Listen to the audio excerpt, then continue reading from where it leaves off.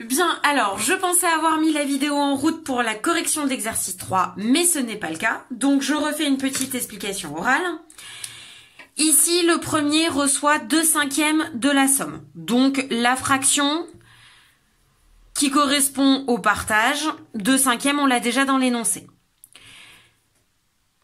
On nous dit que la seconde personne a 3/4 de la part de la première personne.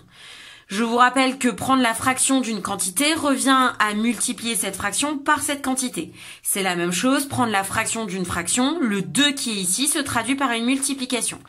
Donc 3/4 de 2/5. Je me retrouve à multiplier les numérateurs entre eux, les dénominateurs entre eux.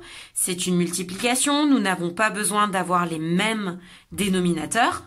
Ici, j'ai simplifié, je me retrouve avec 3/10. Donc la part donnée à la deuxième personne est de 3/10. Pour la troisième personne, elle récupère le reste. Le reste, donc la totalité, c'est la proportion 1, auquel j'enlève 2/5 qui est donné au premier, 3/10 qui est donné au deuxième. Le nombre, là par contre pour faire des soustractions, il me faut le même dénominateur. Je choisis 10, puisque 5 est un diviseur de 10. Je peux donc écrire le nombre 1 comme 10 sur 10. La fraction 2/5, c'est encore 4/10. J'ai multiplié numérateur et dénominateur par 2. Moins 3/10, et je me retrouve avec 3/10 aussi pour la troisième personne. Donc la deuxième et la troisième personne auront le même montant sur l'héritage. Concrètement, on nous dit que l'héritage était de 17 500 €. Donc prendre 2/5 de 17 500 € correspond à faire une multiplication. Je vous rappelle que soit on commence par la multiplication, soit par la division. J'ai fait le choix de commencer par la division, puisque 17 500 € est un multiple de 5. 17 500 divisé par 5, ça nous fait 3 500 € fois 2. 7 000 € seront reversés à la première personne. Pour la deuxième et la troisième personne, ça sera le même calcul, puisque chacune touche 3/10 de 17 500 €. J'ai encore commencé par la division, puisque 17 500 se termine par 0, donc c'est un multiple de 10. Ça nous fait 3 fois 1750, soit encore 5250. Donc ça, c'est ce qui sera versé à la première et à la deuxième et troisième personne. 7 000 € pour la première, 2 fois 5250 pour la troisième et deuxième personne. Ça nous fait bien retomber sur l'héritage total. Pour l'exercice numéro 4, ici on va utiliser la propriété de la somme des angles dans un triangle. Première question, on vous demande de trouver l'angle en F, U, F, I. Je vous rappelle que pour nommer un angle, il faut 3 lettres. Donc, ici, la première chose, on a deux angles dans un triangle. Et on utilise la propriété que la somme des angles dans un triangle vaut 180 degrés.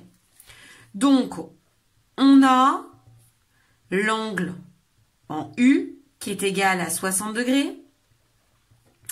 Et l'angle en I, je vous rappelle que c'est la lettre du milieu qui est importante, qui vaut 30 degrés. La propriété, on sait que la somme des angles dans un triangle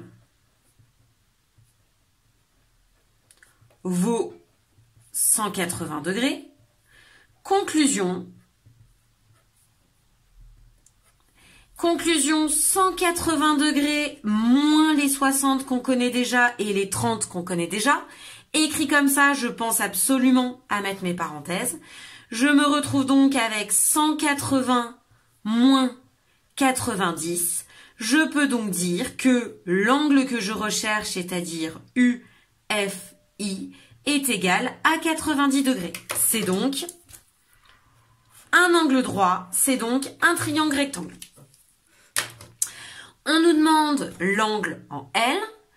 Première constatation à faire. On nous dit que les points F, I, L sont alignés. Ça veut donc dire qu'ici, j'ai 180 degrés, puisqu'ils sont alignés, c'est un angle plat.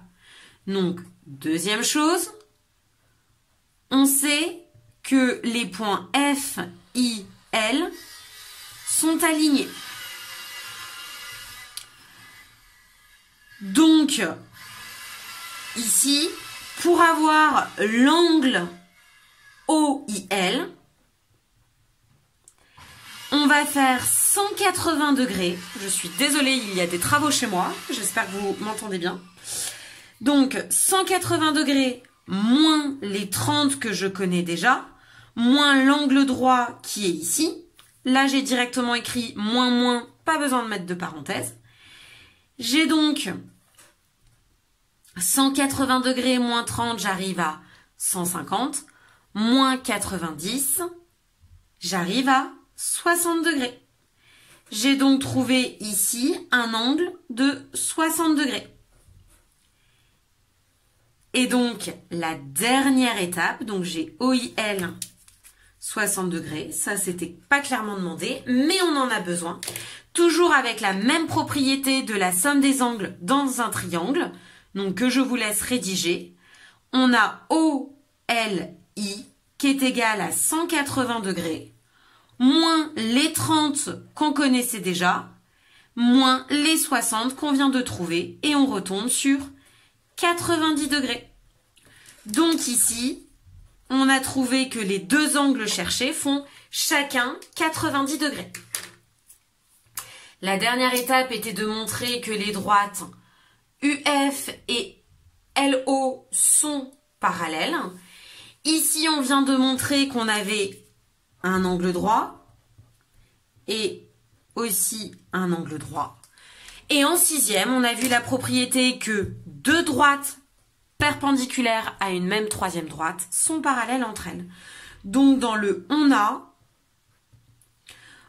en rédigeant, on peut rédiger que UF est perpendiculaire à la droite FL et que OL est elle aussi perpendiculaire à la droite FL. J'attends de vous une phrase et perpendiculaire. On sait, et ça c'est une propriété vue en sixième, que deux droites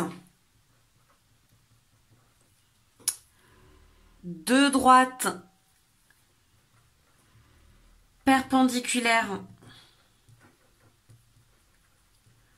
à une même